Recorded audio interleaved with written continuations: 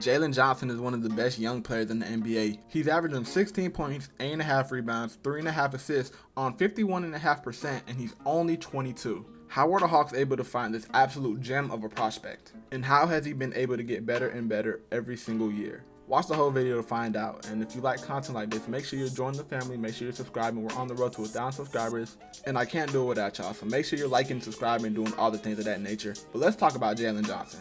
Jalen Johnson is a dual all-forward for the Atlanta Hawks. He's a versatile defender, he can push the pace, he's very athletic, he rebounds well, and he can shoot. But one of his least talked about attributes is his ability to play make. And in high school out of Wisconsin, Jalen Johnson was actually one of the best players in the country. And he was even listed as a point guard, so you could see where that playmaking ability comes from. And you could see it on tape, so if you watch his tape, you would see immediately why he was a 5-star, his finishing ability, his size, his athleticism.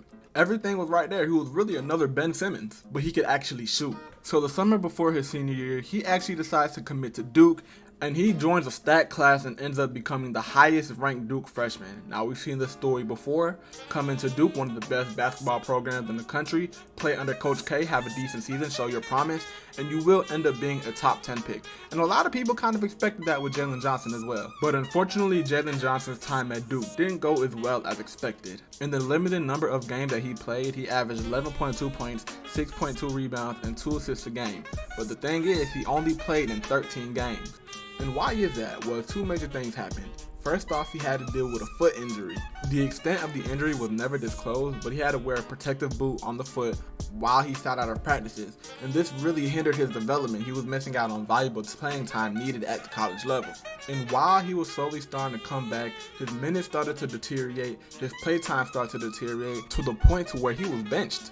And on February 13th, he would play his last game before NC State before withdrawing from the program and prematurely declaring for the NFL draft. There were rumors that Jalen Johnson wasn't a hard worker and that he'd only cared about himself and didn't care about his teammates. When you combine that with the fact that he was actually very turnover prone at Duke, and Duke was losing, this was the first time under 500 since 1999, they wanted to develop the young talent that they knew were coming back the next year. And even if staying another year probably would have propelled Jalen Johnson into a top 5 pick, he knew it was his time to declare for the NBA draft. Now, even though his time at Duke wasn't the best, it still wasn't awful. The flashes were still there. He was the first Duke player all time to score at least 20 points, have at least 15 rebounds, and at least 7 assists and no turnovers in a single game. He set a Duke freshman record with the most points ever without missing a shot with 19, and in his first ever college game, he scored 19 points and pulled down 19 rebounds. The talent was right there, and the NBA was just waiting on him. But unfortunately, his draft stock fell. Now, like we said, he was a 5-star in college. He's one of the most athletic players in the nation. What happened? Well, he dealt with the foot injury, and people were kind of questioning his attitude problems. Coach K is one of the most popular basketball coaches of all time. Him and that Duke program have sent multiple players in the NBA. So what does that mean? That means they have connections. And if NBA teams are questioning his attitude from the outside looking in, what does that mean? Coach K probably had something to do with it, or his assistants. Anybody in the scouting department was telling NBA teams that he has an attitude problem. He left the team midway through the season. It wasn't a great experience at Duke, to say the least.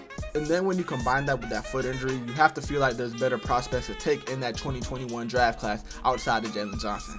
But there was a young team out in the Eastern Conference that had just came from an Eastern Conference Finals run that could take a gamble on a young player with potential like Jalen Johnson, and that team is the Atlanta Hawks.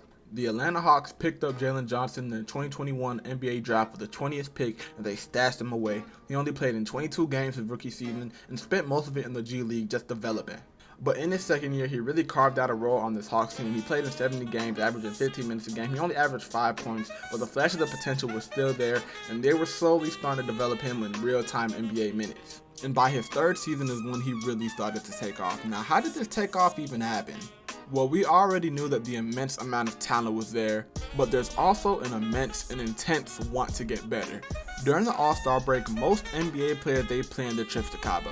But Jalen Johnson, he doesn't do that. The first thing he does when All-Star break hits, he flies to LA and he gets back to work. He's using 3 days. Off his first day, he's using his Hawks development plan. His second day, he's working on his jump shooting. And on his third day, he's doing Pilates and yoga. And his trainer, Chris Johnson, said it lets you know how unsatisfied he is. He's already a starter, but he still has a constant desire to be the best man of himself. He also loves to study the game. He's been quoted saying that he watches a lot of guys who do everything, and that's his mindset.